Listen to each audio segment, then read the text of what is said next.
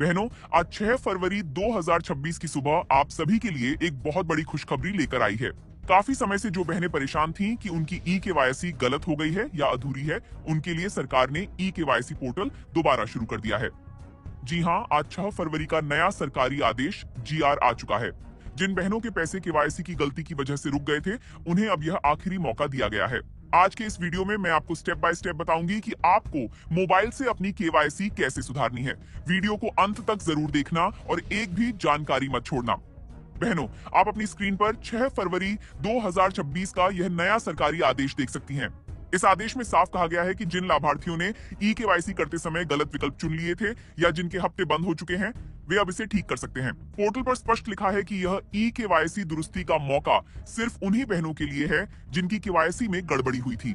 अगर आपकी केवाईसी पहले से सही है तो आपको कुछ भी करने की जरूरत नहीं है। ये जानकारी मैं आपको इसलिए दे रही हूँ ताकि आप दोबारा वही गलती न करें जो पिछली बार की थी। केवाईसी ठीक करने के लिए सबसे पहले अपने मोबाइल में गूगल या क्रोम ब्राउजर खोलें।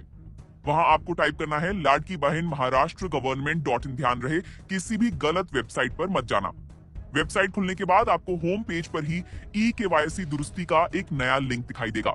उस पर क्लिक करते ही आपके सामने एक नया पेज खुलेगा। वहां आपको अपना आधार नंबर डालना है और नीचे दिया गया कैप्चा कोड भरना है। इसके बाद ओटीपी भेजें, सेंड ओटीपी वाले बटन पर क्लिक करना है।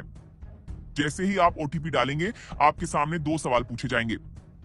यहाँ बहुत सावधानी बरतनी है क्योंकि यहीं पर पिछली बार सबसे ज्यादा बहनों ने गलती की थी।